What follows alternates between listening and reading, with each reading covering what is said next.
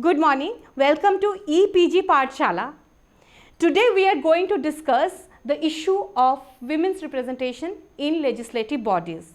This module will help you to understand the need to integrate women into legislative bodies and also to understand the challenges that women face in this field. In post-independent India, one of the most important debates has been the issue of representation of various sections of population of India in legislative bodies. And in this, one of the most important debate has been women's representation in legislative bodies.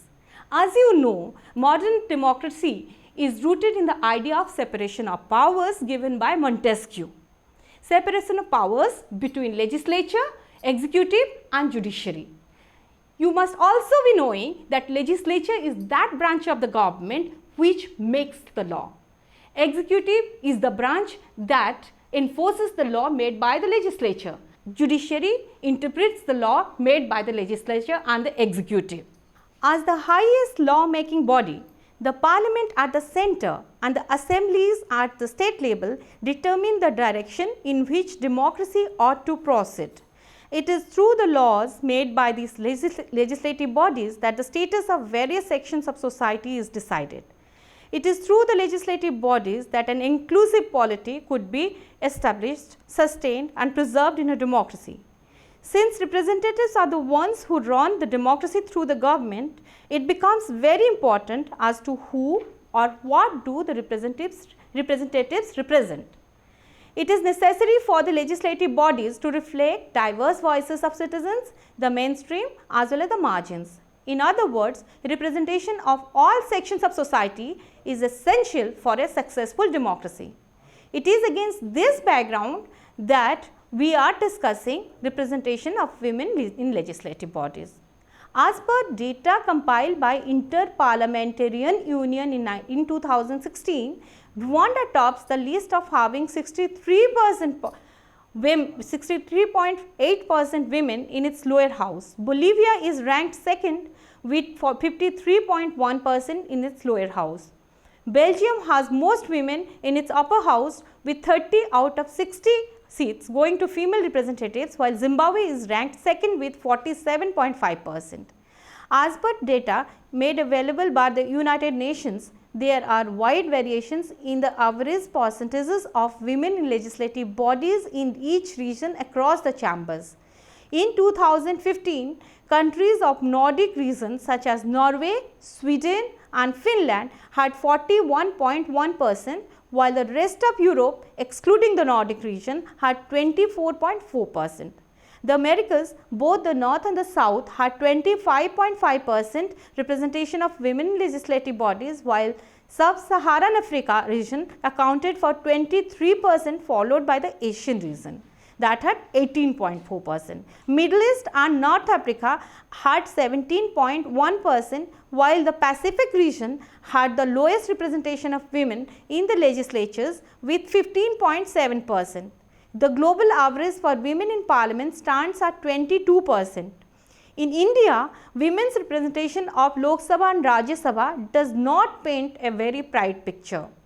As per the data compiled by Parliamentary Union, India is ranked at 141 with 12% both in Lok Sabha and Rajya Sabha.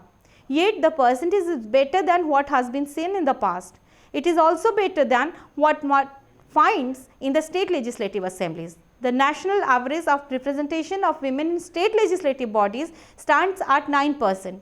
Bihar, Rajasthan and Haryana fare comparatively better with 14% representation, while Pondicherry and Nagaland have no women in state legislature at all. When contrasted with the SAARC countries, India occupies 5th position with Bhutan, Maldives and Sri Lanka following our country. Nepal tops the list with 29.5%, followed by Afghanistan with 27.7% and Pakistan with 20% and Bangladesh again with 20%. India does not fare well even in comparison to 5 BRICS countries, where it occupies 4th rank with only Brazil to follow with 9% representation. At the level of the Asian region, countries like Saudi Arabia fare better than India. This is surprising given the fact that women's lack of freedom at the societal level in Saudi Arab has been a hot theme within the feminist debates. Before we turn our attention to the reasons of women's lack of better representation in legislative bodies in most countries in general and in India in particular, let us try to understand the arguments in favor of women's representation. First, women's representation is important for furtherance of human rights conditions. A real democracy is one where all sections of population get the opportunity to present their demands. If democracy is to be made vibrant and just, then women have to be incorporated at different levels. This fact was realized way back in 1952 at the United Nations Convention on Political Rights of Women. This has been reiterated in the World Plan of Action in Mexico 1975, Copenhagen Plan of Action of 1980, World Conference on the UN Decade of Women in Nairobi 1985 and the World Congress of Women in Beijing 1995. Second, women's representation is needed to change the existing rules of game in politics. Politics in most countries is seen as a dirty arena of corruption and muscle power. This is largely due to the predominance of what are considered as masculine values such as competition and confrontation, as well as winning and losing. Women have the potential to bring about changes by promoting values of cooperation and collaboration and compromise. After all, in their daily lives, these are the values that women practice to keep families and societies intact. Women's inclusion into parliamentary framework can also bring in important skills, attributes and perspectives into the process of governance. Third, since parliament is the most important decision making structure in the democratic state, women's inclusion has the potential to pose serious challenge to the societal subordination of women in various manifestations. A critical mass of women parliamentarians can lead a gender insensitive society to a gender sensitive one. While it is often quoted both by women and men parliamentarians that gender equity is very essential for the progress of a society, very few actually take steps towards that. One case in point is the Women's Reservation Bill in Indian Parliament that has been repeatedly shelved since 1996, despite demands from women's networks that it has strong potential to facilitate empowering conditions for women.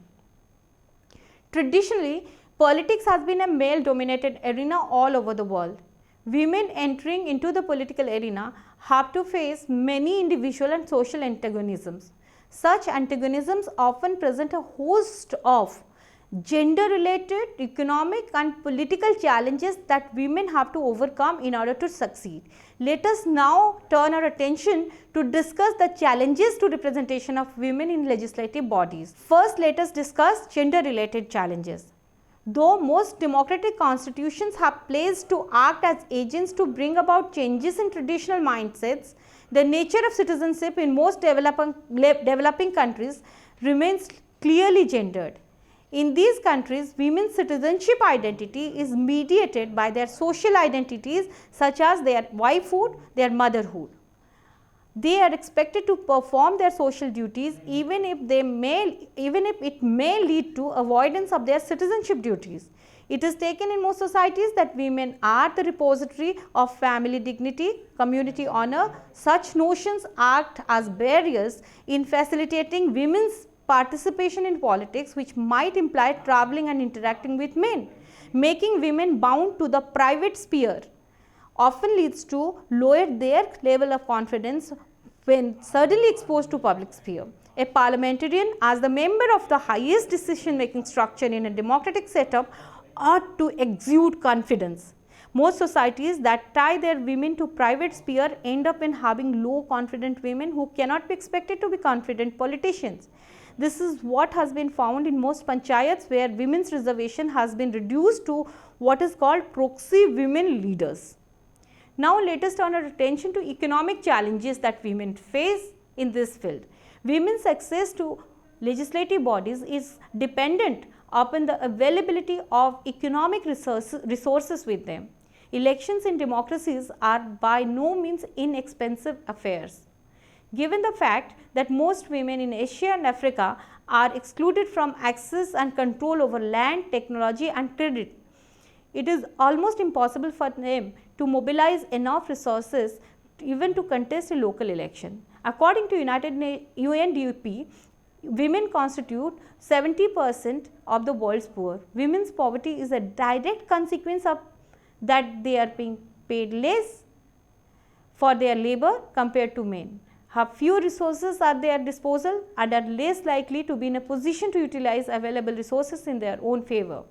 When combined with illiteracy, such lack of access to economic resources has the potential to block women's entry into political domain. Now let us turn our attention to political challenges. Majority countries across the globe have granted women the two most fundamental democratic rights of voting and contesting elections.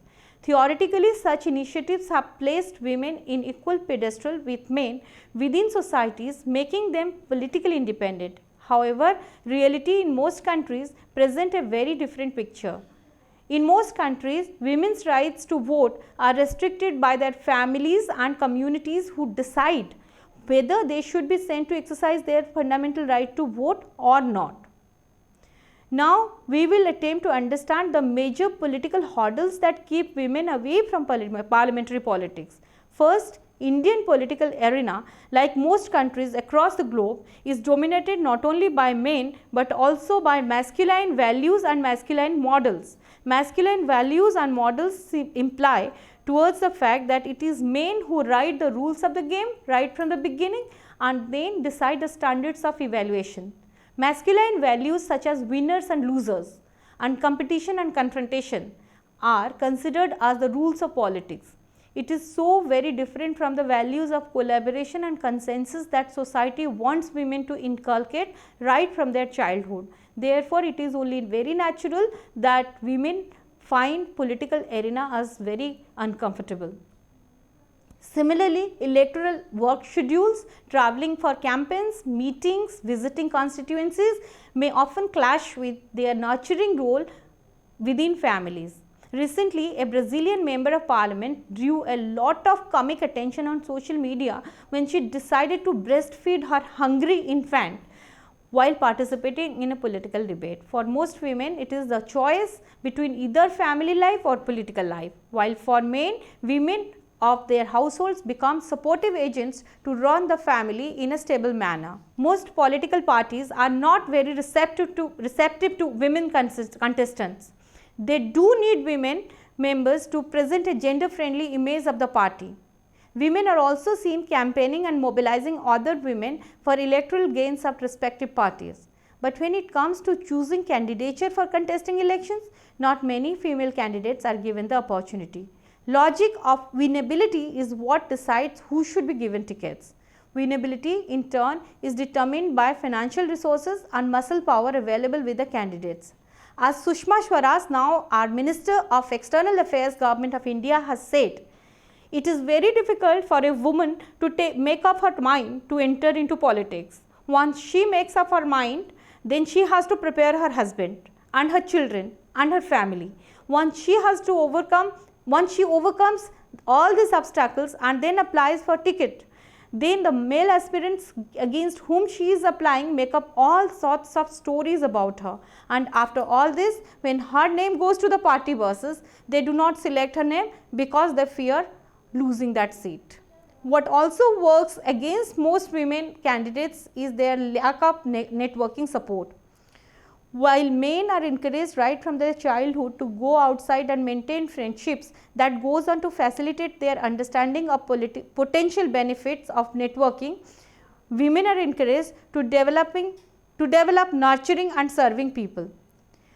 As a consequence, most women do not consider networking as beneficial for career and professional growth of self. Even if they want to network, most women lack resources to invest in such contacts.